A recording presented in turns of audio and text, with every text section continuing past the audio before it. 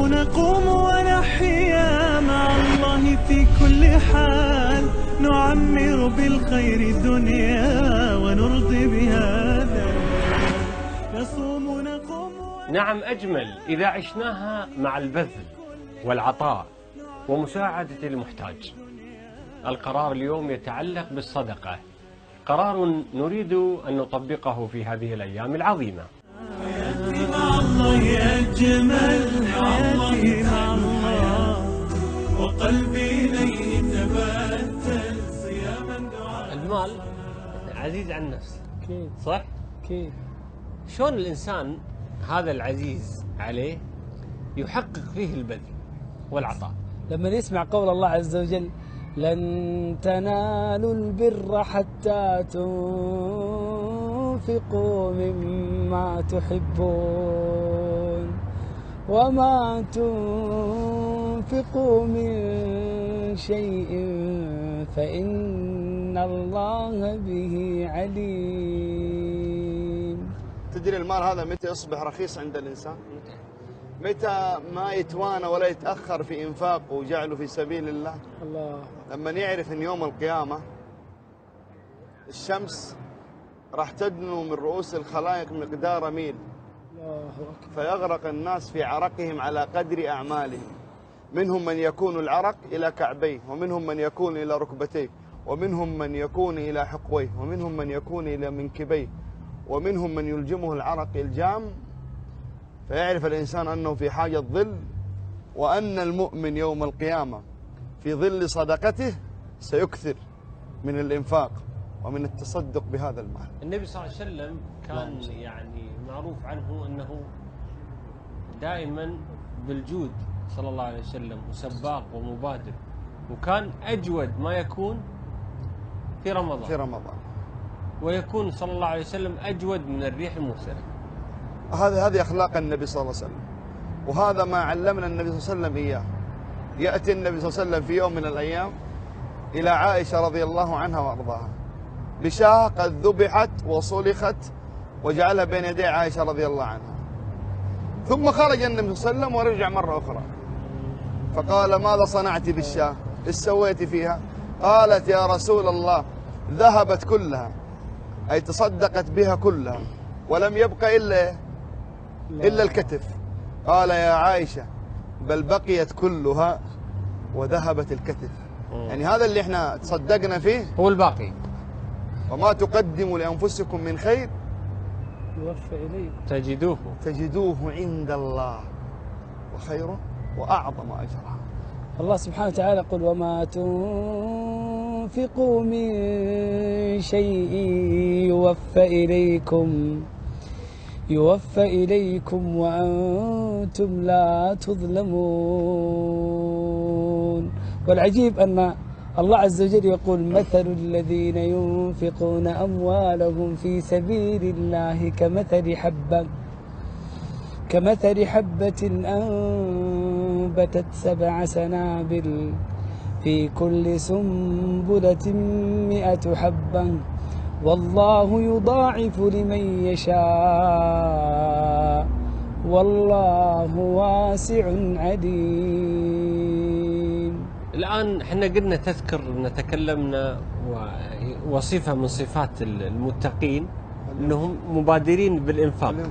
اي طيب، شنو الثمر الآن التي ايضا يحققها او تحققها الصدقة وبذل المعروف في مثل هذه الأيام العظيمة في تحقيق أيضا اللحمة الواحدة فيما بين المسلمين أجمعين؟ يعني الإحسان للفقراء وللمساكين والإحسان للناس بالصدقة وبالإنفاق، هذا يجعل المحبة والعلاقة بين المسلمين تزداد. من الثمرات التي يجدها الإنسان في الإنفاق: أنفق يا ابن آدم ينفق الله عليك. الله. كلما أنفق الله عز وجل عليه. واللي يعني في كل يوم ينادي مناد تصيبه الدعوة: اللهم أعطي منفقا خلفا وأعطي ممسكا تلفا. والله بعض الأحيان على طاري اللهم أعطي ممسكا تلفا، بعض الأحيان الإنسان يكون مع كوب شاي في السيارة وحاطه في السيارة وطلع الجوال حقه وقاعد يكلم، فممكن يجي بالغلط بدل ما يحط الجوال والموبايل في المكان يحطه في كاس ايش؟ الشاهي، فيتلف الجوال. ممكن تكون صابتك دعوة الملك، اللهم اعطي ممسكا تلفا، فتلف هذا الشيء. فيا اخي شيء عظيم لما الانسان ينفق فتصيبه دعوة ملك ما عصى الله عز وجل قط. اللهم اعطي ممسكا تلفا واعطي منفقا خلفا. الله يخلف يعني. سبحان الله. الصدقة إذا تصدق الإنسان بها الله عز وجل يعني يربيها له كما يربي أحدكم فلوة. يعني الله سبحانه وتعالى يربي هذه الصدقة حتى تصبح يوم القيامة مثل الجبال. الله عز وجل يقول يمحق الله الربا ويربي الصدقات والله لا يحب كل كفار أثيم. إن برنامجنا برنامج قرار صح؟ ويمحق الله الربا. هل هذه الأيام العظيمة فرصة أن يتخذ من كان مرابيا أو عنده أموال ربا أو يستخدمها في تعاملات ربوية، مو ممكن نقول أعظم فرصة إنه في هذا الشهر العظيم يترك الربا الكبيرة من كبائر الذنوب ويستبدلها بالصدقة، يتصدق وينفق.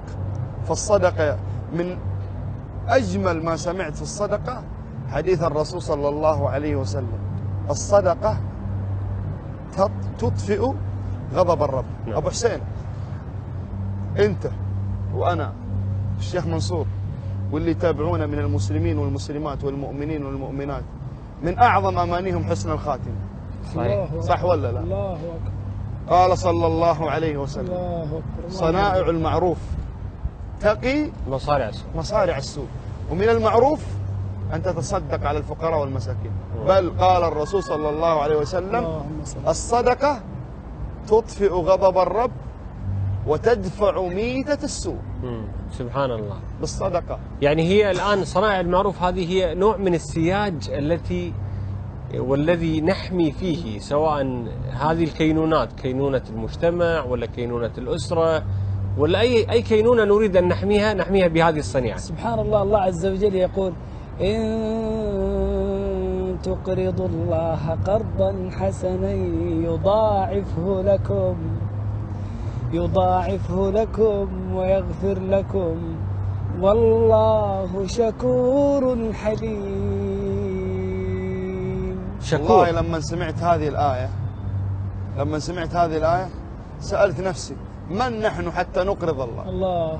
الله عز وجل يعتبرك أنت يا مسلم لما تنفق على هذا المسكين كأنك أقرضته، الثمرة أن الله سيضاعف لك مالك. ابن عباس ليش يقول صاحب المعروف لا يقع وإذا وقع وجد متكئ. شوف المتكئ الآن هذا زين، الله وجد متكئ. ليش؟ الله صنائع المعروف تقي مصارع. لما نزل جبريل في بداية الوحي على الرسول صلى الله عليه وسلم منظر مرعب مفزع للرسول صلى الله عليه وسلم، نزل لخديجة رضي الله عنها النبي صلى الله عليه وسلم خايف، قال لها: شفتوا كان الرسول صلى الله عليه وسلم مرعوب يرتجف من شدة الرعب. قالت له: كلا والله لن يخزيك الله إنك لتعين على نوائب الحق وتعدم وتحمل المسكين وتفعل. بدأت خديجة رضي الله عنها وأرضاها تعدد له المعروف اللي كان يسويه للناس. الله ما يخزيك، أنت تسوي معروف للناس، أنت تصنع معروف، الله ما يخزيك يا رسول الله. سبحان الله. أهل الجنة من أعمالهم أنهم ينفقون. النبي صلى الله عليه وسلم وقف وقال: يا أيها الناس أفشوا السلام وصلوا الأرحام وأطعموا الطعام. يا سلام، إطعام الطعام في الأيام وصلوا بالليل والناس نيام تدخلون جنة ربكم بسلام. نعم، إذا لنحقق هذا القرار بأن يكون لنا مع البذل والعطاء في مثل هذه الأيام لتكون حياتنا مع الله أجمل. اللهم اجعلنا من المتصدقين، اللهم اجعلنا من المتصدقين، اللهم سخر أموالنا لك يا رب العالمين، اللهم ضاعف حسناتنا بالصدقات يا رب العالمين. اللهم اجعلنا سببا في إفراح المساكين بصدقاتنا يا رب العالمين. نتوب نذوب اشتياقا إلى الله في كل آن، فلا شيء أحلى مذاقا كدمع يريح الجنان. نتوب نذوب اشتياقا إلى الله في كل آن، فلا شيء أحلى مذاقا كدمع يريح الجنان. حياتي مع الله أجمل، حياتي مع الله، وقلبي إليه تبتل صياما دعاء صلاة.